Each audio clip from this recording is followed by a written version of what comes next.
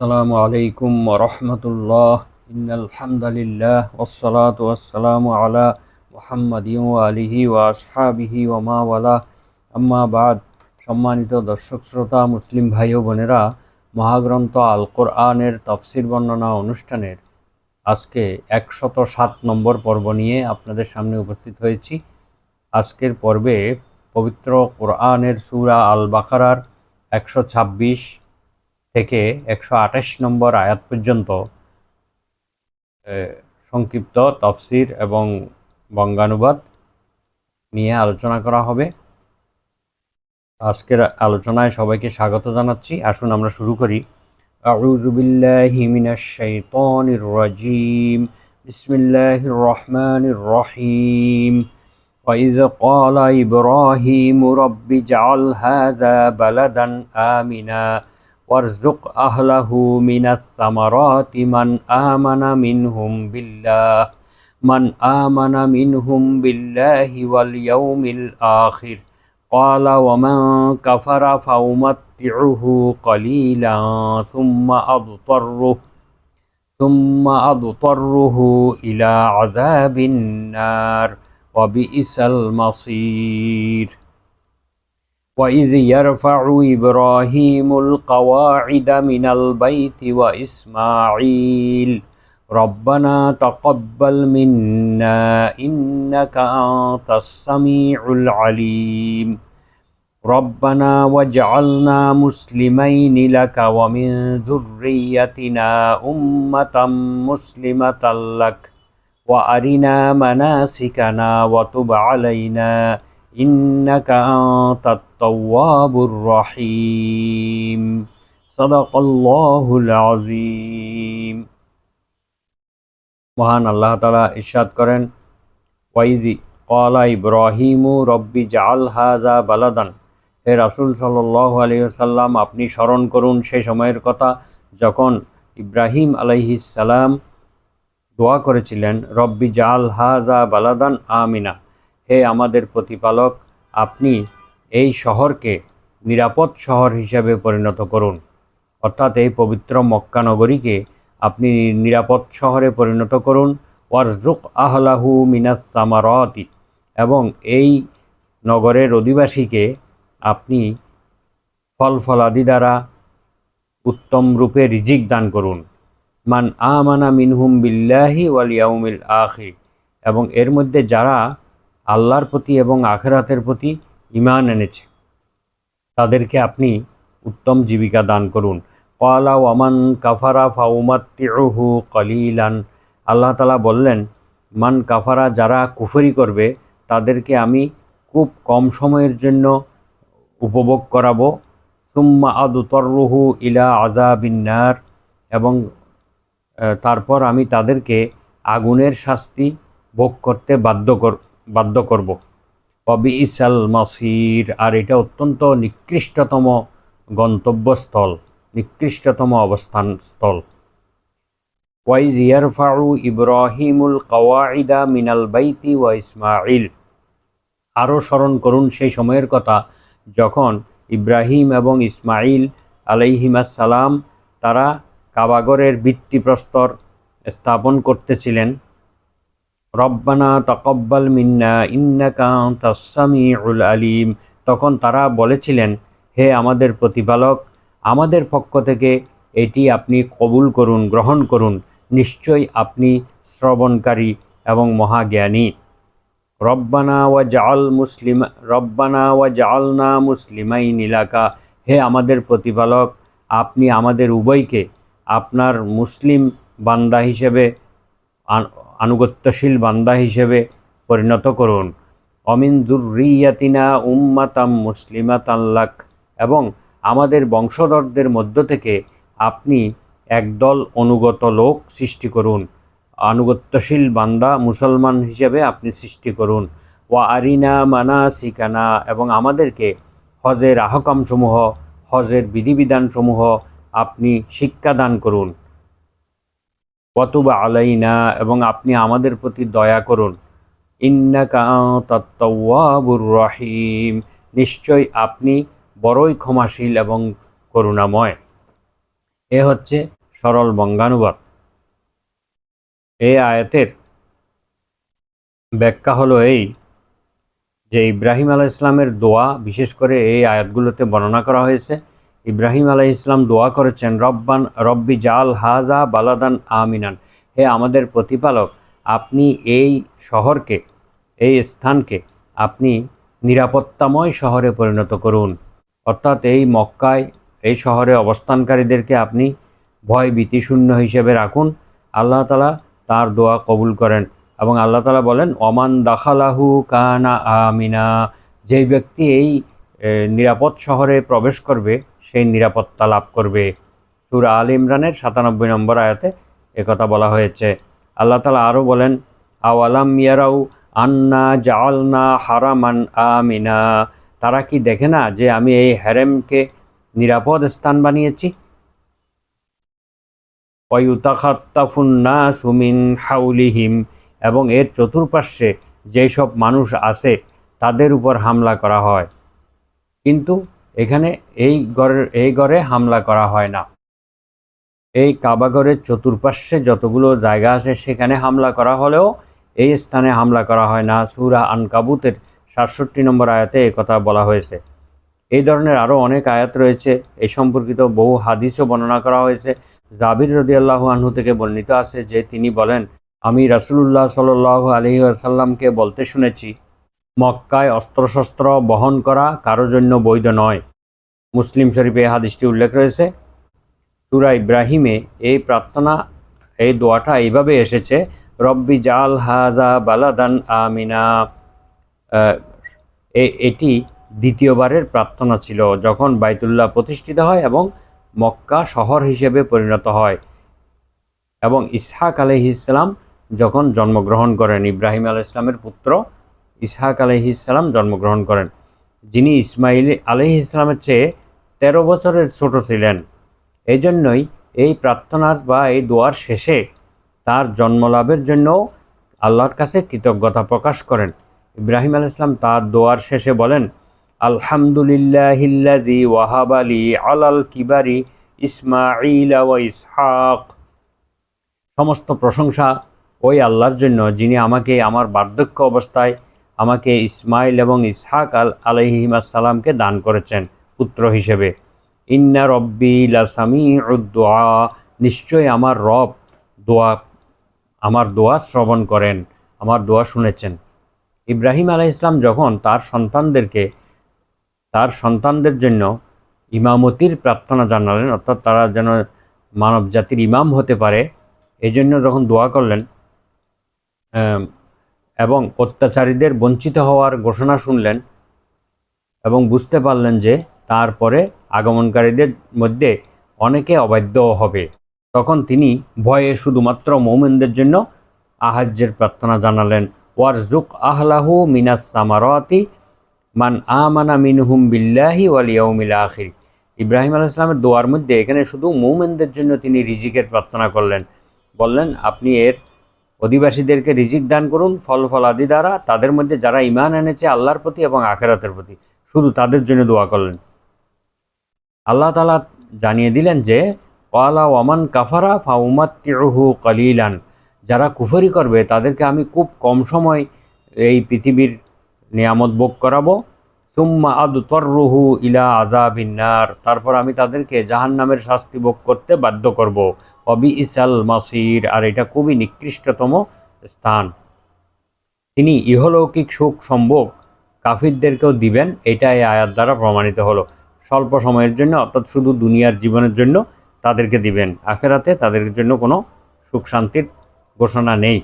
মহান আল্লাহ তাআলা বলেন, কুল্লান নুমিদ্দু হাউলাই ওয়া হাউলাই মিন আতাই রাব্বিক, তোমার রব তার দানের মাধ্যমে এদেরকে এবং ওদেরকে সাহায্য করেন এবং তোমাদের রবের দান অবারিত। ওয়ামা কানা আতাউ রাব্বিকা মাহজুরা, তোমার রবের দান অবারিত। অর্থাৎ আল্লাহ তাআলা এই আয়াতের মাধ্যমে বলেন যে হা উলাই ওয়া হা উলাই, অর্থাৎ মোমেনদেরকে এবং অবিশ্বাসীদেরকে সবাইকে তিনি এই দুনিয়ার রিজিক এবং দুনিয়ার ভোগ সম্পদ দ্বারা সহযোগিতা করেন, সাহায্য করেন।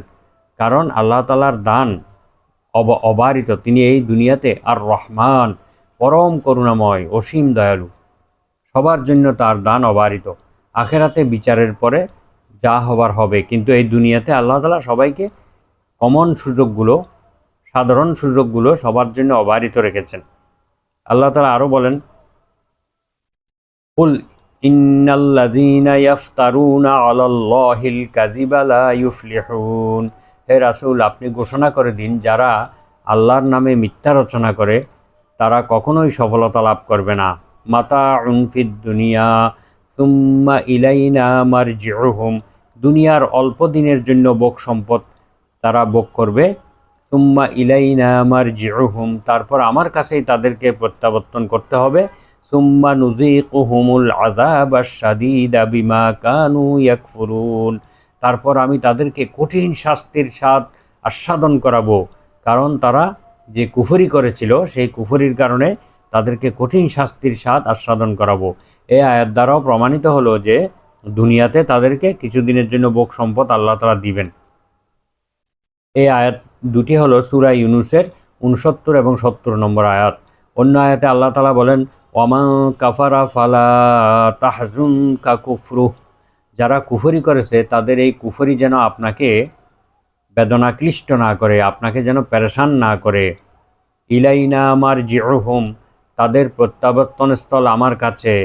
ফানুনাব্বিউহুম বিমা আমিলু, অতঃপর তারা যা আমল করেছে আমি তাদেরকে সে আমলের সংবাদ এবং প্রতিদান প্রদান করব। ইন্নাল্লাহা আলিমুম বিযাতিস সুদূর, আল্লাহ তাআলা অন্তরের বিষয় সম্পর্কে অবগত রয়েছেন। নুমাত্তিউহুম কলিলান সুম্মা নাদতাররুহুম ইলা আযাবিন গলীয, আমি তাদেরকে খুব কম সময়ের জন্য জীবন উপভোগ করতে দিব। সুম্মা নাদতাররুহু, তারপর আমি তাদেরকে বাধ্য করব কঠিন শাস্তি ভোগ করতে। সূরা লোকমান আয়াত নম্বর 23 এবং 24। মহান আল্লাহ তাআলা আরো বলেন, ওয়ালাউলা আন ইয়াকুনান নাসু উম্মাতান ওয়াহিদাতান লাজাআলনা লিমান ইয়াকফুরু বির-রহমানি লিবুয়ুতিহিম সুকুফাম মিন ফিদ্দাতিন ওয়া মাআরিজ আলাইহা ইয়াযহারুন ওয়া লিবুয়ুতিহিম আবওয়াবান ওয়া সুরুরান আলাইহা ইয়াত্তাকিউন ওয়া যুখরুফা। আল্লাহ তাআলা বলেন, সত্য প্রত্যাখ্যানে মানুষ এক মতাবলম্বী হয়ে পড়বে, এই আশঙ্কা না থাকলে, অর্থাৎ সকল মানুষ সত্যকে প্রত্যাখ্যান করে এক মতের অনুসারী হয়ে পড়বে, এই আশঙ্কা না থাকলে পরম করুণাময় আল্লাহকে যারা অস্বীকার করে তাদেরকে আমি দিতাম তাদের ঘরের জন্য রৌপ্য নির্মিত ছাদ এবং সিঁড়ি, রূপার সিঁড়ি, যাতে তারা আরোহণ করবে ছাদের উপরে, এবং তাদের ঘরের জন্য দিতাম রৌপ্য নির্মিত দরজা, বিশ্রামের জন্য তাদেরকে এমন খাট পালঙ্ক দিতাম যাতে তারা হেলান দিয়ে বসত, এবং স্বর্ণের দ্বারাও নির্মিত করে দিতাম, স্বর্ণের দ্বারাও আমি তাদেরকে নির্মাণ করে দিতাম। ওয়াইন কুল্লু যালিকা লাম্মা মাতাউল হায়াতিদ দুনিয়া, আর এই সবগুলোই হচ্ছে পার্থিব জীবনের ভোগ সম্পদ। ওয়াল আখিরাতু ইনদা রাব্বিকা লিল মুত্তাকিন, আর মুত্তাকিদের জন্য তোমার প্রতিপালকের নিকট রয়েছে আখিরাতের যাবতীয় কল্যাণ। আখিরাতের ভোগ সম্পদ শুধুমাত্র মুত্তাকিদের জন্য রয়েছে। এটা হলো সূরা 43 নম্বর সূরার 33 থেকে 35 নম্বর আয়াত। মহান আল্লাহ তাআলা আরো বলেন, সুম্মা নাদতাররুহু ইলা আযাবিন নার ওয়া বিইসাল মাসীর, অতঃপর তাদেরকে আমি আগুনের শাস্তি ভোগ করতে বাধ্য করব, এই গন্তব্যস্থান খুবই নিকৃষ্টতম। এটি সূরা বাকারার 126 নম্বর আয়াত, যেটা আমরা আলোচনা করতেছি। এর বাবার্থ হচ্ছে আল্লাহ তাআলা তাদেরকে দেখছেন এবং অবকাশ দিচ্ছেন, তারপর তিনি তাদেরকে কঠিনভাবে পাকড়াও করবেন, এটাই ইঙ্গিত করা হয়েছে। আল্লাহ তাআলা আরো বলেন, ওয়াকাআইয়্যিম মিন ক্বরিয়াতিন আমলাইতু লাহা ওয়া হিয়া যালিমাতুন সুম্মা আখাযতুহা ওয়া ইলাইয়াল মাসীর। আল্লাহ তাআলা বলেন, আমি অবকাশ দিয়েছি কত জনপদকে যখন তারা ছিল অত্যাচারী, অতঃপর তাদেরকে আমি শাস্তি দিয়েছি এবং আমার নিকট প্রত্যাবর্তন করিয়েছি, আমার কাছে তাদেরকে আসতেই হয়েছে এবং তাদেরকে শাস্তি ভোগ করতে হয়েছে। সহিহ বুখারী এবং মুসলিমে রয়েছে যে কষ্টদায়ক কথা শুনে আল্লাহর অপেক্ষা বেশি ধৈর্যশীল আর কেউ নেই। অর্থাৎ বিভিন্ন লোকেরা আল্লাহ সম্পর্কে নানা ধরনের কথা বলে, যে কথাগুলো মহান আল্লাহ তাআলার কে কষ্ট দেয়, কিন্তু এর পরেও আল্লাহ তাআলা এত বেশি ধৈর্যশীল যে তিনি তার চেয়ে এত বড় ধৈর্যশীল আর কেউ নেই। এই কষ্টদায়ক কথা হচ্ছে কি, তারা আল্লাহর জন্য সন্তান সাব্যস্ত করে অথচ তিনি তাদেরকে আহার্য দিচ্ছেন, নিরাপত্তা দিচ্ছেন। আল্লাহ তাআলার জন্য শরিক করে, তার সন্তান আছে বলে দাবি করে, অথচ আল্লাহ তাদেরকে রিজিক দিচ্ছেন, নিরাপত্তাও দিতেছেন। সহিহ মুসলিমের 2160 নম্বর এই হাদিসে উল্লেখ রয়েছে। অন্য আরেকটি হাদিসে এসেছে আল্লাহ তাআলা অত্যাচারীকে একটু ছাড় দেন, অতঃপর হঠাৎ করে তাদেরকে ধরে ফেলেন এবং কখনোই তিনি আর রেহাই দেন না। অর্থাৎ আল্লাহ তাআলা ছাড় দেন কিন্তু ছেড়ে দেন না।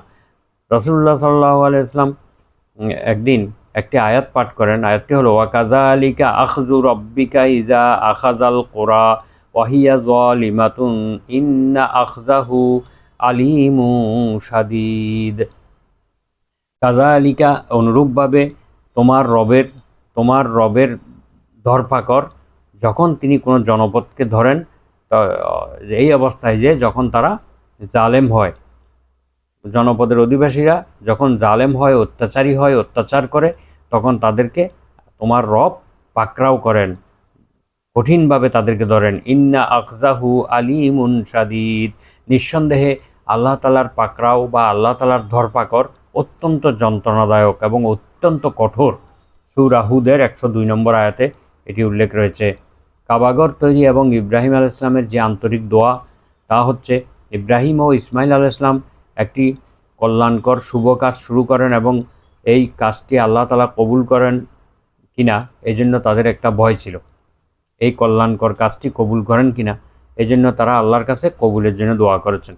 রব্বানা তাকাব্বাল মিন্না ইন্নাকা আনতাস সামিউল আলিম, হে আমাদের প্রতিপালক, আপনি আমাদের কাছ থেকে এই মহান কাজটি কবুল করুন, নিশ্চয়ই আপনি সর্বশ্রোতা এবং মহাজ্ঞানী। রব্বানা ওয়াজআলনা মুসলিমাইনি লাকা, হে আল্লাহ, আপনি আমাদের দুজনকে আপনার অনুগত বান্দা বানিয়ে নিন, মুসলমান বানিয়ে নিন। ওমিন যুররিয়াতিনা উম্মাতাম মুসলিমাতান লাক, এবং আমাদের বংশধরদের মধ্য থেকেও আপনি একদল লোককে আপনার আনুগত্যশীল মুসলমান বান্দা হিসেবে সৃষ্টি করুন। ওয়া আরিনা মানাসিকানা, এবং আমাদেরকে পবিত্র হজের বিধিবিধান শিক্ষা দান করুন। অতবা আলাইনা, আমাদের প্রতি আপনি অনুগ্রহ করুন, দয়া করুন। ইন্নাকা আনতাত তাওয়াবুর রহিম, নিঃসন্দেহে আপনি বড়ই ক্ষমাশীল এবং পরম দয়ালু।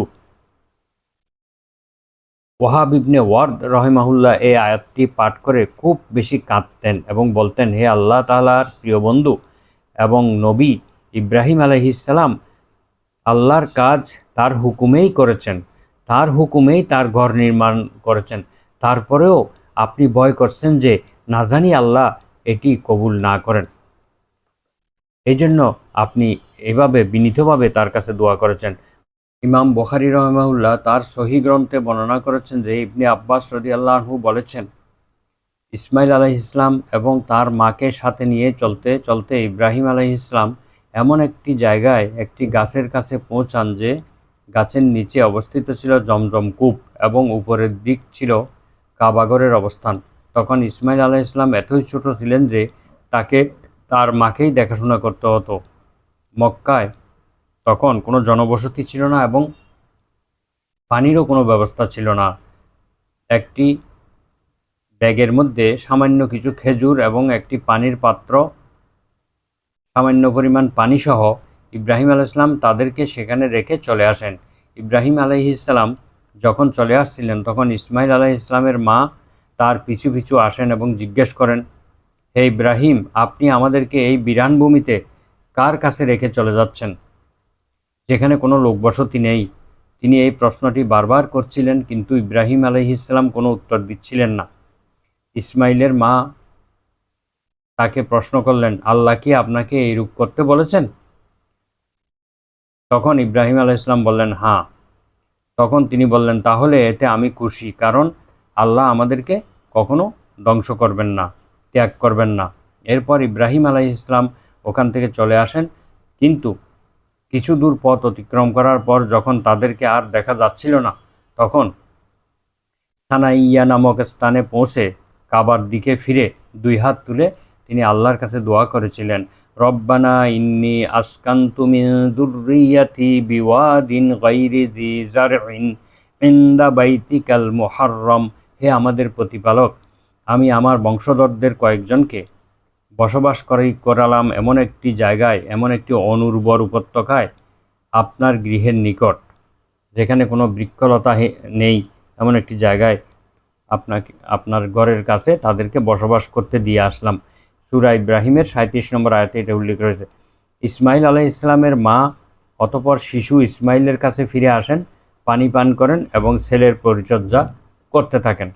একসময় তাদের সাথে থাকা পানিও ফুরিয়ে যায় এবং খাবারও ফুরিয়ে যায়। তারা তৃষ্ণার্ত হয়ে পড়েন। মা তার ছেলের দিকে তাকিয়ে তার তৃষ্ণার কথা বুঝতে পারলেন। তিনি তাকে রেখে একটু দূরে সরে গেলেন, কারণ তিনি ছেলের তৃষ্ণার কষ্ট সহ্য করতে পারছিলেন না। তিনি সেখানে অবস্থান করছিলেন। তার কাছে একটি পাহাড় দেখতে পেলেন, যার নাম ছিল সাফা পাহাড়। তিনি এর উপর আরোহণ করলেন এবং কাউকে দেখতে পাওয়ার আশায় এদিক ওদিক তাকাতে লাগলেন, কিন্তু সব আশা বৃথা। অতঃপর তিনি ওই পাহাড় থেকে নেমে কাপড় উঁচিয়ে, যেমনটি কোনো লোক পরিশ্রান্ত হয়ে দিক বিদিক জ্ঞানশূন্য হয়ে দৌড়ায়, তেমনি দৌড়ে গিয়ে মারওয়া পাহাড়ে আরোহণ করেন। ওখানেও কাউকে খুঁজে পেতে ব্যর্থ হলেন। এভাবে তিনি দুই পাহাড়ের মাঝে 7 বার দৌড়ালেন। ইবনে আব্বাস রাদিয়াল্লাহু আনহু বলেন, রাসূলুল্লাহ সাল্লাল্লাহু আলাইহি ওয়াসাল্লাম বলেছেন, এই জন্যই হজ কিংবা উমরা করার সময় লোকদেরকে সাফা এবং মারওয়া পাহাড়ের মাঝখানে 7 বার দৌড়াতে হয়, সাই করতে হয়। যখন ইসমাইল আলাইহিস-সালামের মা মারওয়া পৌঁছেন, তখন তিনি যেন কারো আওয়াজ শুনতে পেলেন। তিনি নিজে নিজে হিস ধ্বনি করলেন। তিনি আবার আওয়াজ শুনতে চেষ্টা করলেন এবং পুনরায় শব্দ শোনার পর বললেন, আমি আপনার আওয়াজ শুনতে পাচ্ছি, আপনার কাছে কি কোনো খাদ্য আছে? তিনি দেখতে পেলেন যে যে স্থানটিতে বর্তমান জমজম কূপ অবস্থিত, সেখানে ফেরেশতা তার পায়ের গোড়ালি দ্বারা অথবা তার পাখা দ্বারা মাটি কুড়ছেন এবং ওই স্থান থেকে পানির ফোয়ারা পানি বের হয়ে আসছে। ইসমাইল আলাইহিস-সালামের মা অত্যন্ত আশ্চর্যান্বিত হলেন এবং তিনিও মাটি কুড়ে তার 2 হাত দ্বারা পানি রাখার পাত্রে পানি ভর্তি করতে শুরু করলেন। ইবনে আব্বাস রাদিয়াল্লাহু আনহু বলেন, অতঃপর রাসূলুল্লাহ সাল্লাল্লাহু আলাইহি ওয়াসাল্লাম বললেন, ইসমাইলের মায়ের প্রতি আল্লাহ রহম করুন। তিনি যদি পানি প্রবাহ বন্ধ করার জন্য কূপের চারিদিকে বাঁধ তৈরি না করে দিতেন, তাহলে জমজমের পানি প্রবাহে সমস্ত পৃথিবী প্লাবিত হয়ে যেত। ইসমাইল আলাইহিস-সালামের মা পেট ভরে জমজমের পানি পান করেন এবং এতে তার বুকের দুধও বৃদ্ধি পেল এবং যা পান করে তার ছেলে ইসমাইল তৃষ্ণা মেটালেন। ফেরেশতা তাকে বললেন, আপনি ভয় পাবেন না, এই বালক এবং তার পিতা উভয়ে মিলে এখানে আল্লাহর ঘর তৈরি করবেন। আল্লাহর নাম স্মরণকারীকে আল্লাহ কখনো পরিত্যাগ করেন না। ওই সময় ঘরের উচ্চতা ছিল সমতল ভূমির সমান। পানির প্রবাহ এর ডান এবং বাম দিকের উচ্চতা পর্যন্ত উঠত। কিছুদিন পর ঘটনাক্রমে জুরহাম গোত্রের লোক কিদার পথে যাচ্ছিল। তারা কাবাগরের নিম্নাংশে অবতরণ করে। কিছু পানিচর পাখির প্রতি তাদের দৃষ্টি আকর্ষণ হয়। যে পাখিগুলো কোথাও পানি দেখলে সেখানে আগমন করে, এরকম পানিচর পাখির প্রতি তারা দৃষ্টি আকর্ষণ হওয়ায় তারা পরস্পর বলাবলি করতে লাগলো, এটি পানির পাখি এবং এখানে পানি ছিল না, আমরা কয়েকবার এখান দিয়ে যাতায়াত করেছি, এটা তো শুকনা জঙ্গল এবং জনমানবশূন্য একটি প্রান্তর, এখানে পানি এলো কোথা থেকে? প্রকৃত ঘটনা জানার জন্য তারা লোক পাঠিয়ে দেয়। তারা ফিরে এসে সংবাদ দেয় যে এখানে বহু পানি রয়েছে, প্রচুর পানি এখানে দেখা যাচ্ছে। তখন তারা সবাই চলে আসে এবং ইসমাইল আলাইহিস সালামের মায়ের নিকট আরজ করে, আপনি অনুমতি দিলে আমরাও এখানে অবস্থান করি, এটা পানির জায়গা। তিনি বলেন, হ্যাঁ ঠিক আছে, আপনারা স্বাচ্ছন্দ্যে এখানে অবস্থান করুন, কিন্তু পানির উপর অধিকার আমারই থাকবে। তারা তার প্রস্তাবে রাজি হয়ে গেলেন। ইবনে আব্বাস রাদিয়াল্লাহু আনহু বলেন, রাসূলুল্লাহ সাল্লাল্লাহু আলাইহি ওয়াসাল্লাম বলেছেন, ইসমাইলের মা তখন চাচ্ছিলেন যে সেখানে লোকবসতি গড়ে উঠুক, যাতে তাদের সাথে নিয়ে একসাথে বাস করা যায়। এভাবে ওই লোকজন বসবাস শুরু করে এবং আস্তে আস্তে তাদের আত্মীয় স্বজনও তাদের সাথে এসে যোগ দিতে থাকে। অতঃপর ইসমাইল আলাইহিস সালাম বড় হয়ে যৌবনপ্রাপ্ত হন এবং তাদের এক মেয়েকে বিয়ে করেন, জুরহাম গোত্রের একজন মেয়েকে বিয়ে করেন। তাদের কাছ থেকে তিনি আরবি ভাষা শিখেন এবং তারাও ইসমাইল আলাইহিস সালামের কথা মেনে চলতেন। সেখানেই ইসমাইলের মা ইন্তেকাল করেন। একসময় ইব্রাহিম আলাইহিস সালামের মনে তার পোষ্যদের দেখার ইচ্ছা জাগে এবং মক্কার উদ্দেশ্যে তিনি রওনা হন। তিনি যখন মক্কায় পৌঁছেন তখন তার ছেলে ইসমাইল আলাইহিস সালাম বাড়িতে ছিলেন না। তিনি তার পুত্রবধূকে জিজ্ঞেস করলেন, সে কোথায় গিয়েছে? উত্তর আসে, তিনি পানাহারের খোঁজে বেরিয়েছেন, খাদ্য সংগ্রহে বেরিয়েছেন, অর্থাৎ শিকারে গেছেন। তিনি জিজ্ঞেস করলেন, তোমাদের অবস্থা কেমন? তখন স্ত্রী বলল, অবস্থা খারাপ, বড়ই দারিদ্রতা এবং সংকীর্ণতার মধ্যে দিন যাপন করছি। তিনি বললেন, তোমার স্বামী বাড়ি এলে তাকে আমার সালাম জানাবে এবং বলবে যে সে যেন তার দরজার চৌকাঠ পরিবর্তন করে ফেলে। ইসমাইল আলাইহিস সালাম যখন ফিরে আসলেন তখন তিনি কোনো মানুষের আগমনের ইঙ্গিত পান। তিনি তার স্ত্রীকে জিজ্ঞেস করেন, এখানে কোনো লোকের আগমন ঘটেছিল কি? স্ত্রী বললেন, হ্যাঁ, এইরূপ আকৃতির একজন প্রাপ্তবয়স্ক মানুষ এসেছিলেন। তিনি আপনার সম্বন্ধে জিজ্ঞেস করলে আমি বলি যে তিনি শিকারের সন্ধানে বেরিয়েছেন। তারপর জিজ্ঞেস করেন, দিন যাপন কীভাবে হচ্ছে? আমি বলি যে আমরা অত্যন্ত সংকীর্ণ এবং কঠিন অবস্থায় দিন যাপন করছি। ইসমাইল আলাইহিস সালাম বলেন, আমাকে কিছু বলতে বলেছেন কি? স্ত্রী বলে, হ্যাঁ, তিনি বলেছেন, যখন তোমার স্বামী আসবে তখন তাকে বলবে সে যেন তার দরজার চৌকাঠ পরিবর্তন করে ফেলে। ইসমাইল আলাইহিস সালাম তখন বললেন, হে আমার সহধর্মিণী, জেনে রেখো যে উনি আমার পিতা। তিনি যা বলে গেছেন তার ভাবার্থ হচ্ছে এই যে তুমি যেহেতু অকৃতজ্ঞতা প্রকাশ করেছ, আমি যেন তোমাকে পৃথক করে দেই। যাও, আমি তোমাকে তালাক দিলাম। তাকে তালাক দিয়ে তিনি দ্বিতীয় বিয়ে করেন। দ্বিতীয়বার ইব্রাহিম আলাইহিস সালাম আল্লাহ তাআলার অনুমতিক্রমে পুনরায় এখানে আসেন। ঘটনাক্রমে এবারও ইসমাইল আলাইহিস সালামের সাথে সাক্ষাৎ হয়নি। পুত্রবধূকে জিজ্ঞেস করে জানতে পারেন যে তিনি তাদের জন্য আহার্যের সন্ধানে বেরিয়েছেন। পুত্রবধূ বলে, আপনি বসুন, যা কিছু হাজির রয়েছে তাই আহার করুন। তিনি জিজ্ঞেস করেন, বলো তো তোমাদের দিন যাপন কিভাবে হচ্ছে এবং তোমাদের অবস্থা কীরূপ? তখন পুত্রবধূ উত্তর দিলেন, আলহামদুলিল্লাহ, আমরা ভালোই আছি এবং আল্লাহর অনুগ্রহে সুখে স্বাচ্ছন্দ্যে আমাদের দিন যাপিত হচ্ছে। এই জন্য আমরা মহান আল্লাহর কাছে কৃতজ্ঞতা প্রকাশ করছি। ইব্রাহিম আলাইহিস সালাম জিজ্ঞেস করেন, তোমাদের আহার্য কি? উত্তর আসে, গোশত। জিজ্ঞেস করেন, তোমরা কি পান করো? উত্তর হয়, পানি। তিনি প্রার্থনা করেন, হে রব, আপনি তাদের গোশত এবং পানিতে বরকত দিন। রাসূলুল্লাহ সাল্লাল্লাহু আলাইহি ওয়াসাল্লাম বলেন, যদি শস্য তাদের নিকট থাকত এবং তারা এটা বলতো, তাহলে ইব্রাহিম আলাইহিস সালাম তাদের জন্য শস্যের জন্য বারাকাত চাইতেন। এখন এই প্রার্থনার বরকতে মক্কাবাসী শুধুমাত্র গোশত ও পানির উপরেই দিন যাপন করতে পারে, অন্য লোক পারে না। ইব্রাহিম আলাইহিস সালাম বলেন, আচ্ছা, আমি যাচ্ছি, তোমার স্বামীকে আমার সালাম জানাবে এবং বলবে সে যেন তার চৌকাঠ ঠিক রাখে। এরপরে ইসমাইল আলাইহিস সালাম এসে সমস্ত সংবাদ অবগত হন। তিনি বলেন, তিনি ছিলেন আমার সম্মানিত পিতা, আমাকে নির্দেশ দিয়ে গেছেন আমি যেন তোমাকে পৃথক না করি, তোমাকে যেন তালাক না দেই। এরপরে কাবাগর নির্মাণ। আবার কিছুদিন পর ইব্রাহিম আলাইহিস সালাম আল্লাহ তাআলার অনুমতি লাভ করে এখানে আসেন। ইসমাইল আলাইহিস সালাম জমজম কূপের পাশে একটি পাহাড়ের উপর তীর সোজা করছিলেন। এমত অবস্থায় ইব্রাহিম আলাইহিস সালাম তার সাথে সাক্ষাৎ করেন। ইসমাইল আলাইহিস সালাম পিতাকে দেখা মাত্রই তাকে অভ্যর্থনা জানান।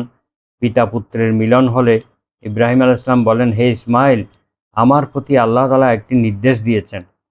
তিনি বলেন, যেই নির্দেশ হয়েছে তা পালন করুন বাবা। তিনি বলেন, হে আমার প্রিয় পুত্র, তোমাকেও আমার সাথে থাকতে হবে।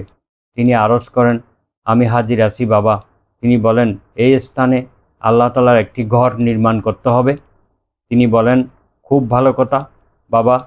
এরপর পিতা ও পুত্র মিলে বাইতুল্লাহর ভিত্তি স্থাপন করেন এবং উঁচু করতে আরম্ভ করেন। ইসমাইল আলাইহিস সালাম পাথর এনে দিতেন এবং ইব্রাহিম আলাইহিস সালাম তা দিয়ে দেওয়াল গাঁথতে থাকেন। দেওয়াল কিছুটা উঁচু হলে ইসমাইল আলাইহিস সালাম এই পাথরটি অর্থাৎ মাকামে ইব্রাহিমের এই পাথরটি নিয়ে আসেন। ওই উঁচু পাথরের উপর দাঁড়িয়ে ইব্রাহিম আলাইহিস সালাম কাবাগরের পাথরগুলো গাঁথতে থাকলেন এবং পিতা পুত্র উভয়ে এই দোয়া করলেন, রব্বানা তাকাব্বাল মিন্না ইন্নাকা আনতাস সামিউল আলিম। হে আমাদের প্রতিপালক, আপনি আমাদের এই খেদমত কবুল করুন। আপনি শ্রবণকারী এবং দর্শনকারী, আপনি মহাজ্ঞানী। কাবাগর নতুন করে নির্মাণ। মুহাম্মদ ইবনে ইসহাক ইবনে ইয়াসার রহিমাহুল্লাহ বর্ণনা করেন, নবী সাল্লাল্লাহু আলাইহি ওয়াসাল্লামের নবুয়তের 5 বছর পূর্বে কুরাইশরা নতুনভাবে কাবাগর নির্মাণ করেছিল। এই নির্মাণ কাজে স্বয়ং রাসূলুল্লাহ সাল্লাল্লাহু আলাইহি ওয়াসাল্লাম অংশ নিয়েছিলেন। তখন তার বয়স ছিল 35 বছর। সেই সময় কুরাইশরা কাবাগরকে নতুনভাবে নির্মাণ করার ইচ্ছা করে, কারণ ছিল এর দেওয়াল খুব ছোট এবং ছাদ ছিল না। দ্বিতীয়ত বাইতুল্লাহর ধনাগার চুরি হয়ে গিয়েছিল, যা ওই ঘরের মধ্যে একটি গভীর গর্তের মধ্যে রক্ষিত ছিল। এই চোরাই মাল খাজায়েমা গোত্রীয় বনি মালিহ ইবনে আমরের কৃতদাস দুদায়েক নামক ব্যক্তির নিকট পাওয়া গিয়েছিল। ওই চুরির অপরাধে দুদায়েকের হাত কেটে দেওয়া হয়। কিন্তু কিছু লোক দাবি করেন যে যারা ওই ধনভাণ্ডার চুরি করেছিল তারা তা দুদায়েকের কাছে রেখে গিয়েছিল। তাছাড়া এই ঘর নির্মাণের ব্যাপারে তারা মহান আল্লাহর পক্ষ থেকে একটা বিরাট সুযোগ লাভ করেছিল। সুযোগটা হলো রোম রাজ্যের বণিকদের একটি নৌকা প্রাকৃতিক দুর্যোগের কারণে জিদ্দায় এসে নোঙ্গর করে। ওই নৌকায় বহু মূল্যবান কাঠ বোঝাই করা ছিল। এই কাঠগুলি কাবাগরের ছাদের কাজে লাগতে পারে এই চিন্তা করে কুরাইশরা ওই কাঠগুলি কিনে নেয় এবং কিপ্তি গোত্রের একজন সুতারকে কাবার ছাদ নির্মাণের জন্য দায়িত্ব অর্পণ করে। সহিহ মুসলিম শরীফের বর্ণনায় রয়েছে, রাসূলুল্লাহ সাল্লাল্লাহু আলাইহি ওয়াসাল্লাম বলেছেন, হে আয়েশা, যদি তোমার সম্প্রদায়ের অজ্ঞতার যুগ নিকটে না হতো তাহলে আমি অবশ্যই কাবার ধনাগারকে আল্লাহর পথে দান করে দিতাম, দরজাকে ভূমির সাথে লাগিয়ে দিতাম এবং হাতিমকে বাইতুল্লাহর মধ্যে প্রবেশ করিয়ে দিতাম। কাবাগর নির্মাণের প্রস্তুতি চলছিল বটে, কিন্তু বাইতুল্লাহকে ভেঙে দিতে তারা ভয় পাচ্ছিল। সর্বপ্রথম ইবনে ওয়াহাব নামক এক ব্যক্তি দাঁড়িয়ে কাবাগরের একটি পাথর নামিয়ে নেয়, কিন্তু পাথরটি তার হাত হতে উড়ে গিয়ে পুনরায় নির্দিষ্ট স্থানে বসে যায়। সেই সকল কুরাইশকে সম্বোধন করে বলে, শুনে রেখো, আল্লাহর ঘর নির্মাণ কাজে সবাই যেন নিজ নিজ উত্তম এবং পবিত্র মাল খরচ করে। এতে ব্যভিচার দ্বারা উপার্জিত সম্পদ, সুদের টাকা, অত্যাচারের মাধ্যমে উপার্জিত অর্থ কাজে লাগানো যাবে না। ইবনে ইসহাক রহিমাহুল্লাহ বলেন, এই পরামর্শ দিয়েছিল ওয়ালিদ ইবনে মুগিরা ইবনে আবদুল্লাহ ইবনে আমর ইবনে মাখজুম নামক একজন ব্যক্তি। ইবনে ইসহাক রহিমাহুল্লাহ উল্লেখ করেন যে কুরাইশরা কাবাগরকে পুনরায় নির্মাণ করার জন্য তাদের যথাসাধ্য চেষ্টা করতে লাগলো। তাদের এক এক গোত্র কাবাগরের এক এক অংশ নির্মাণ করার জন্য দায়িত্বপ্রাপ্ত হলো, কিন্তু কাবাগর ভাঙার জন্য প্রথম আঘাত করতে কেউ সাহস পাচ্ছিল না। অবশেষে ওয়ালিদ ইবনে মুগিরা বলে, আমিই আরম্ভ করছি। এই বলে সে কোদাল দিয়ে উপরে উঠে যায় এবং বলে, হে আল্লাহ, আপনি খুবই ভালো জানেন যে আমাদের ইচ্ছা খারাপ নয়। আমরা আপনার ঘর ধ্বংস করতে চাই না, বরং এটিকে উন্নত করার জন্য চিন্তা করছি। একথা বলে সে দুটি স্তম্ভের দুই ধারের কিছু অংশ ভেঙে দেয়। তারপর কুরাইশরা বলে, আপাতত এই কাজ রেখে দাও, রাত পর্যন্ত অপেক্ষা করি। যদি এই ব্যক্তির উপর কোনো শাস্তি নেমে আসে তাহলে তাহলে তো এই পাথর ওই স্থানে রেখে দেয়া হবে এবং আমাদেরকে এই কাজ থেকে বিরত থাকতে হবে। আর যদি কোনো শাস্তি না আসে তাহলে বুঝে নিতে হবে যে এটা ভেঙে দেয়া আল্লাহ তাআলার অসন্তুষ্টির কারণ নয়। সুতরাং আগামীকাল আমরা সবাই মিলে এই কাজ আবার শুরু করব। অতঃপর সকাল হয় এবং সব দিক দিয়ে মঙ্গল পরিলক্ষিত হয়। তখন সবাই এসে বাইতুল্লাহর পূর্ব ইমারত ভেঙে দেয়। অবশেষে তারা পূর্ব ভিত্তি অর্থাৎ ইব্রাহিম আলাইহিস সালামের ভিত্তি পর্যন্ত পৌঁছে যায়। এখানে সবুজ বর্ণের পাথর ছিল এবং যেন একটির সঙ্গে অপরটির সংযোগ ছিল। একটি লোক দুটি পাথরকে পৃথক করার উদ্দেশ্যে ওতে এত জোরে কোদাল চালায় যে ওটি আন্দোলিত হওয়ার সাথে সাথে সমস্ত মক্কাভূমি কেঁপে উঠতে থাকে।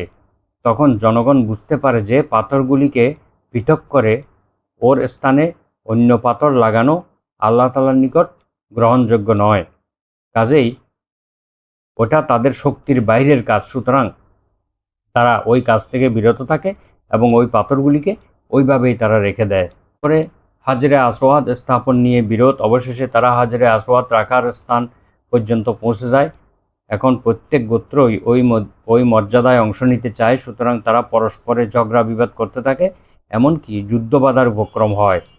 বনু আব্দুদ্দার এবং বনু আদি রক্তপূর্ণ একটি পাত্র হাতে ডুবিয়ে শপথ করে বলে, আমরা সবাই মারা যাব, এটাও ভালো, তবুও হাজরে আসওয়াদ কাউকে এখানে রাখতে দেব না।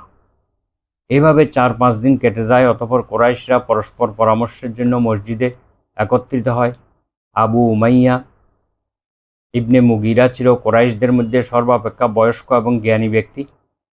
সে সকলকে সম্বোধন করে বলে, হে জনগণ, তোমরা কোনো একজনকে বিচারক নির্বাচিত করো এবং সে যে ফয়সালা করে তাই তোমরা মেনে নাও। সালিশ নির্বাচনের ব্যাপারেও মতবিরোধ সৃষ্টি হতে পারে। সুতরাং তোমরা এক কাজ করো, আগামীকাল ফজরে সর্বপ্রথম যে এই মসজিদুল কাবায় প্রবেশ করবে সে আমাদের সালিশদার বা বিচারক নির্বাচিত হবে। এই প্রস্তাব সবাই সমর্থন করে। সর্বপ্রথম কে প্রবেশ করে এটা দেখার জন্য সবাই অপেক্ষা করতে থাকে। পরদিন সর্বপ্রথম যিনি মসজিদুল কাবায় আগমন করেন তিনি হলেন মুহাম্মাদুর রাসূলুল্লাহ সাল্লাল্লাহু আলাইহি ওয়াসাল্লাম। তাকে দেখা মাত্র এইসব লোক খুশি হয়ে যায় এবং বলে, তার মধ্যস্থতা আমরা মেনে নিতে রাজি আছি। ইনি তো আমিন আল আমিন, ইনি তো মুহাম্মদ। অতঃপর তারা সবাই তার কাছে উপস্থিত হয়ে সমস্ত ঘটনা বর্ণনা করে। তিনি বলেন, আপনারা একটি বড় এবং মোটা চাদর নিয়ে আসুন। তারা তা নিয়ে আসে। তিনি হাজরে আসওয়াদ উঠিয়ে এনে স্বহস্তে ওই চাদরের উপর রেখে দেন এবং বলেন, প্রত্যেক গোত্রের নেতা এসে এই চাদরের কোণা ধরুন এবং এভাবেই আপনারা সবাই হাজরে আসওয়াদ উঠানোর কাজে শরিক হয়ে যান। একথা শুনে সমস্ত লোক আনন্দ প্রকাশ করে এবং সমস্ত গোত্রপ্রধানরা চাদরটি উত্তোলন করে। যখন ওইটা রাখার স্থানে পৌঁছে যায় তখন আল্লাহর নবী মুহাম্মদ সাল্লাল্লাহু আলাইহি ওয়াসাল্লাম ওইটি নিজের হাতে উঠিয়ে সেখানে রেখে দেন, যথাস্থানে রেখে দেন। এভাবে সেই ঝগড়া বিবাদ এবং যুদ্ধ বিগ্রহ নিমিষেই মিটে যায় এবং সবাই সন্তুষ্ট হয়ে যায়। রাসূলুল্লাহ সাল্লাল্লাহু আলাইহি ওয়াসাল্লামের উপর ওহী আসার পূর্বে কুরাইশরা তাকে আল আমিন বলতো। এরপর উপরের অংশ নির্মিত হয়। এভাবে মহান আল্লাহর ঘরের নির্মাণ কাজ সমাপ্ত হয়। রাসূল সাল্লাল্লাহু আলাইহি ওয়াসাল্লামের ইচ্ছা অনুযায়ী জুবাইর রাদিয়াল্লাহু আনহুর কাবাঘর পুনর্নির্মাণ করেন। ঐতিহাসিক ইবনে ইসহাক রহমাহুল্লাহ বলেন যে রাসূলুল্লাহ সাল্লাল্লাহু আলাইহি ওয়াসাল্লামের যুগে কাবাঘর 18 হাত লম্বা ছিল। ইয়ামেন দেশীয় কবা নামক পর্দা তার উপর চড়ানো হতো। পরে এর উপর চাদর আবৃত করা হয়। সর্বপ্রথম হাজ্জাজ ইবনে ইউসুফ তার উপর রেশমি পর্দা দ্বারা আবৃত করে। কাবাঘরের ইমারত একই থাকে। আবদুল্লাহ ইবনে জুবাইর রাদিয়াল্লাহু আনহুর খেলাফতের প্রাথমিক যুগে 60 বছর পরে এখানে আগুন লেগে যায়। এর ফলে কাবাঘর পুড়ে যায়। এটা ছিল ইয়াজিদ ইবনে মুয়াবিয়ার রাজত্বের শেষকাল, অর্থাৎ তখন ইবনে জুবাইরকে মক্কায় অবরোধ করে রাখা হয়েছিল। এই সময় মক্কার খলিফা আবদুল্লাহ ইবনে জুবাইর রাদিয়াল্লাহু আনহু তার খালা আয়েশা রাদিয়াল্লাহু আনহার নিকট যে হাদিসটি শুনেছিলেন, তারই পরিপ্রেক্ষিতে রাসূলুল্লাহ সাল্লাল্লাহু আলাইহি ওয়াসাল্লামের মনের কথা অনুযায়ী বাইতুল্লাহকে ভেঙে ইব্রাহিম আলাইহিস সালামের ভিত্তির উপরে নির্মাণ করেন। হাতিমকে তিনি কাবাগরের ভিতরে নিয়ে যান। কাবাগরের বাইরে যে একটা অংশ রয়েছে, যার চারিদিক দিয়ে মানুষ তওয়াফ করে, ওই অংশটাকে হাতিম বলা হয়। এটা মূলত কাবাগরের অংশ ছিল, কিন্তু কুরাইশরা অর্থের অভাবে ওইটাকে বাদ দিয়ে কাবাগর নির্মাণ করেছিলেন। এজন্য মহানবী সাল্লাল্লাহু আলাইহি ওয়াসাল্লাম একটি কথা বলেছিলেন, যদি আমি আগামী বছর বেঁচে থাকি তাহলে এই কাবাগরকে আমি ইব্রাহিম আলাইহিস সালামের ভিত্তির উপরে প্রতিষ্ঠিত করব। মহানবী সাল্লাল্লাহু আলাইহি ওয়াসাল্লামের এই বাণী আমল করতে গিয়ে আবদুল্লাহ ইবনে জুবাইর রাদিয়াল্লাহু আনহু এই কাবাগরকে ইব্রাহিম আলাইহিস সালামের ভিত্তির উপরে নির্মাণ করেন এবং হাতিমকে তিনি কাবাগরের অন্তর্ভুক্ত করে দেন। পূর্ব ও পশ্চিমে দুটি দরজা রাখেন, একটি ভিতরে আসার জন্য, অপরটি বেরিয়ে যাওয়ার জন্য। দরজা দুটি মাটির সমান করে রাখেন, একদম নিচের থেকেই রাখেন। বর্তমানে তো কাবাগরের দরজা অনেক উপরে, এটা কোরাইশদের নির্মিত ভিত্তির উপরেই এখনও আছে। কিন্তু মহানবী সাল্লাল্লাহু আলাইহি ওয়াসাল্লামের ইচ্ছা অনুযায়ী আবদুল্লাহ ইবনে জুবাইর কাবাগরের দরজাগুলো একদম নিচে মাটির সমান করে দিয়েছিলেন। তার শাসনামল পর্যন্ত কাবাগর এরূপ থাকে। অবশেষে তিনি জালিম হাজ্জাজ ইবনে ইউসুফের হাতে তিনি শহীদ হন। তখন আব্দুল মালিক ইবনে মারওয়ানের নির্দেশে হাজ্জাজ কাবাগরকে ভেঙে পুনরায় আবার কুরাইশদের মতো করে নির্মাণ করে দেন। সহিহ মুসলিম শরীফে রয়েছে যে আতা রাদিয়াল্লাহু আনহু বলেন, ইয়াজিদ ইবনে মুয়াবিয়ার যুগে যখন সিরিয়াবাসী কাবাগরের উপর আক্রমণ করে এবং যা হবার তা হয়ে যায়, ওই সময় আবদুল্লাহ ইবনে জুবাইর রাদিয়াল্লাহু আনহু বাইতুল্লাহকে এরূপ অবস্থাতে রেখে দেন যেন হজের মৌসুমে জনগণ একত্রিত হয়ে সব কিছু স্বচক্ষে দেখে। এরপরে আবদুল্লাহ ইবনে জুবাইর জনগণের সঙ্গে পরামর্শ করেন এবং জানতে চান, কাবাগরকে সম্পূর্ণ ভেঙে কি নতুনভাবে নির্মাণ করব, নাকি ভাঙা যা আছে তা মেরামত করব। ইবনে আব্বাস রাদিয়াল্লাহু আনহু বলেন, এই বিষয়ে আমি কিছু বলতে চাই। আপনি কাবাগরকে সেভাবেই পুনর্নির্মাণ করুন। মক্কার লোকেরা মুসলিম হতে শুরু করার সময় কাবাগর যে অবস্থায় ছিল সেই অবস্থায় আপনি নির্মাণ করুন। কাবাগরের পাথরটিও ওই অবস্থায় রেখে দিন। রাসূলুল্লাহ সাল্লাল্লাহু আলাইহি ওয়াসাল্লাম এর নবুয়তের সময় ওটা যে অবস্থায় ছিল এবং লোকেরা ইসলামে দীক্ষিত হচ্ছিল। আবদুল্লাহ ইবনে জুবাইর রাদিয়াল্লাহু আনহু বলেন, আপনাদের কারো ঘর যদি আগুনে পুড়ে যায় তাহলে নিশ্চয়ই সেই উহা পুনর্নির্মাণ না করা পর্যন্ত সন্তুষ্ট থাকবে না। তাহলে মহাসম্মানিত প্রভুর ঘর, আল্লাহর ঘর সম্পর্কে এরূপ মত পেশ করেন কেন? আচ্ছা, 3 দিন পর্যন্ত আমি ইস্তেখারা করব, অর্থাৎ শুভ লক্ষণ বিচার করব, তারপরে যা বুঝবো তাই করব। 3 দিন পরে তার মত এই হলো যে অবশিষ্ট দেওয়ালও ভেঙে দেওয়া হবে এবং সম্পূর্ণ নতুনভাবে নির্মাণ করা হবে। সুতরাং তিনি এই নির্দেশ দিয়ে দেন। কিন্তু কাবাগর ভাঙতে কেহই সাহস করছিল না। তারা ভয় করছিল যে যেই ব্যক্তি কাবাগর ভাঙার জন্য অগ্রসর হবে তার উপরে আল্লাহর শাস্তি অবতীর্ণ হবে। কিন্তু একজন সাহসী ব্যক্তি উপরে উঠে একটি পাথর ভেঙে দেন। অন্যরা যখন দেখে যে তার কোনো ক্ষতি হলো না, তখন তারা সবাই ভাঙতে আরম্ভ করে এবং ভূমি পর্যন্ত সম্পূর্ণরূপে পরিষ্কার করে ফেলে।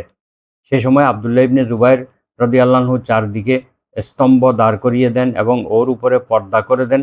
এভাবে বাইতুল্লাহ নির্মাণ কাজ আরম্ভ হয়। আবদুল্লাহ ইবনে জুবাইর রাদিয়াল্লাহু আনহু বলেন, আয়েশা রাদিয়াল্লাহু আনহার নিকট আমি শুনেছি, তিনি বলেন যে রাসূলুল্লাহ সাল্লাল্লাহু আলাইহি ওয়াসাল্লাম ইরশাদ করেছেন, যদি লোকদের কুফরির সময়টা নিকটে না হতো এবং আমার নিকট নির্মাণের খরচ থাকতো, তাহলে আমি হাতিম থেকে 5 হাত পর্যন্ত বাইতুল্লাহর মধ্যে নিয়ে নিতাম এবং কাবার 2টি দরজা করতাম, একটা আসার দরজা, অপরটি বের হওয়ার দরজা। আবদুল্লাহ ইবনে জুবাইর রাদিয়াল্লাহু আনহু এই হাদিসটি বর্ণনা করার পর বলেন, এখন আর জনগণের কুফরির যুগ নিকটে নেই। তাদের ব্যাপারে ভয় দূর হয়ে গেছে এবং কোষাগারও পূর্ণ হয়েছে। আমার নিকট যথেষ্ট অর্থ রয়েছে। সুতরাং রাসূলুল্লাহ সাল্লাল্লাহু আলাইহি ওয়াসাল্লামের মনোবাসনা পূর্ণ না করার আমার কোনো কারণ থাকতে পারে না। সুতরাং তিনি 5 হাত হাতিম ভিতরে নিয়ে নেন এবং ইব্রাহিম আলাইহিস সালামের ভিত্তি প্রকাশিত হয়ে পড়ে এবং জনসাধারণ তা স্বচক্ষে দেখে নেয়।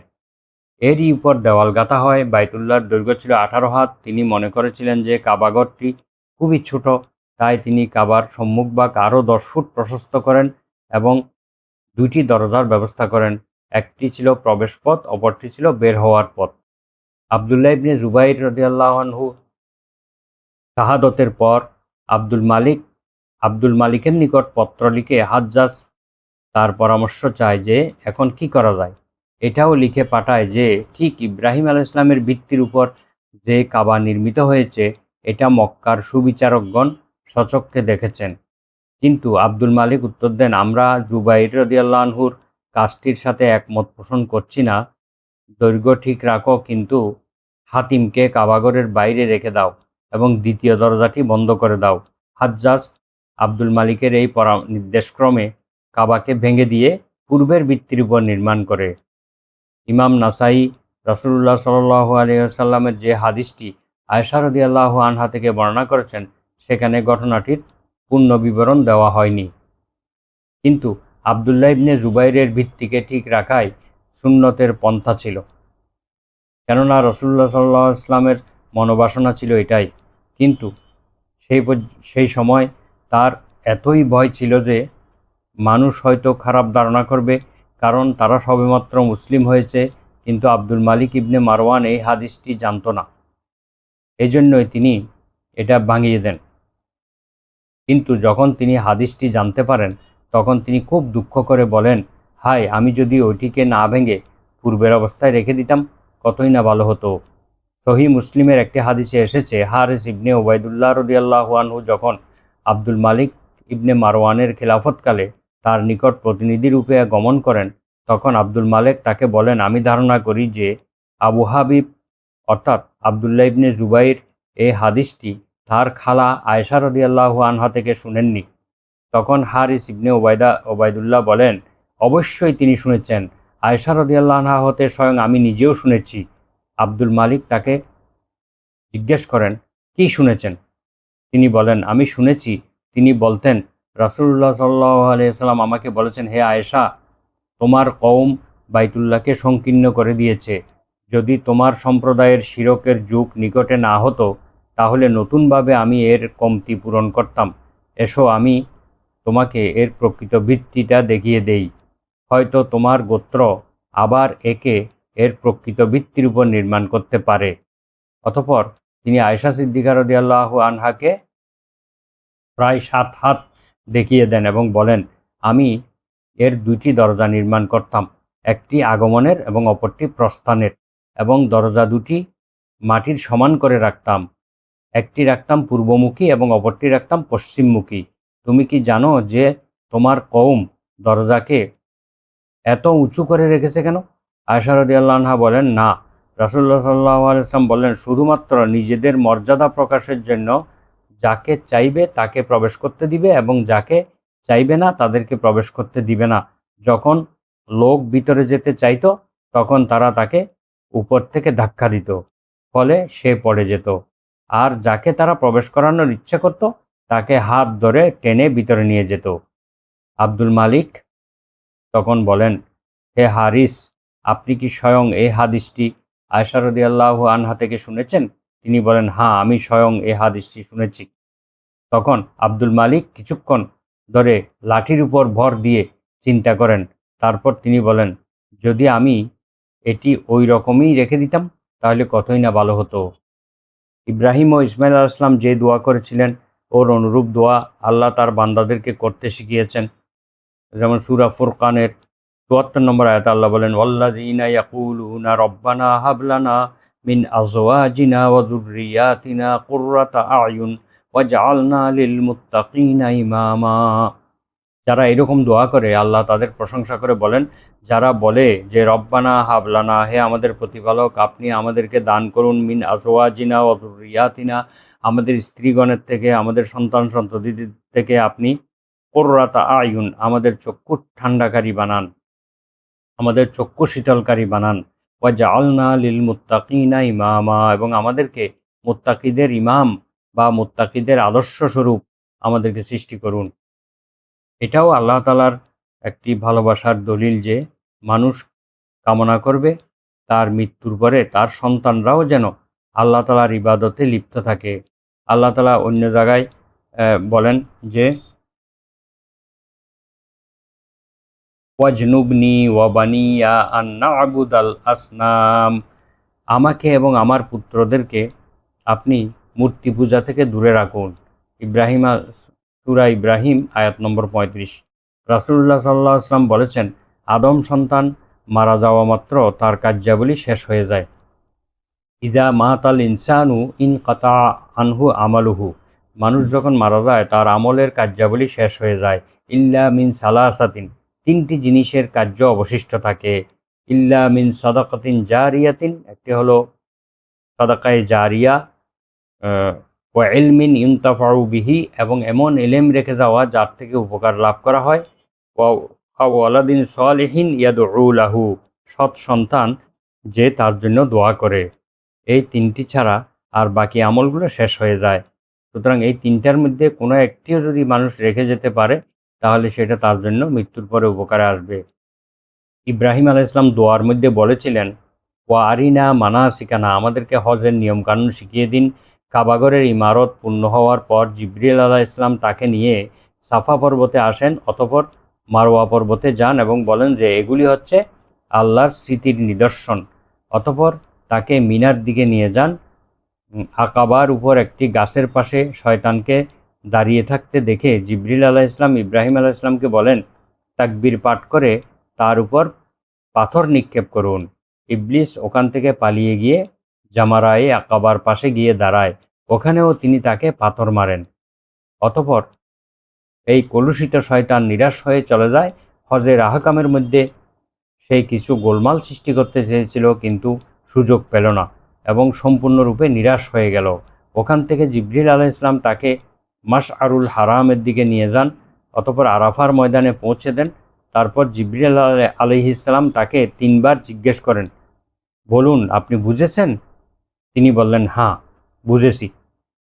অন্য একটি বর্ণনায় এসেছে শয়তানকে ৩ জায়গায় পাথর মারার কথা বর্ণিত আছে। প্রত্যেক হাজি এই জন্য শয়তানকে ৭টি করে পাথর নিক্ষেপ করেন। তো আমরা এই আয়াত থেকে কাবাঘর নির্মাণের ঐতিহাসিক ঘটনা এবং ইব্রাহিম আলাইহিস সালামের দোয়া আজও পর্যন্ত বিদ্যমান রয়েছে। সমগ্র মুসলিম জাতির জন্য তিনি আমাদের পিতা ইব্রাহিম দোয়া করেছিলেন, সেই দোয়া আল্লাহ তাআলা কবুল করেছেন। এই জন্য তিনি নিয়ামত দিয়ে আমাদেরকে পরিপূর্ণ করে রেখেছেন। মহান আল্লাহ তাআলার এই আয়াত অনুযায়ী আমাদেরকে আমল করার তৌফিক দান করুন। ওয়া আখিরু দাওয়ানা আনিল হামদুলিল্লাহি রাব্বিল আলামিন। আসসালামু আলাইকুম ওয়া রাহমাতুল্লাহ। সুবহানাকা আল্লাহুম্মা ওয়া বিহামদিকা আশহাদু আল্লা ইলাহা ইল্লা আনতা আস্তাগফিরুকা ওয়া আতুবু ইলাইক।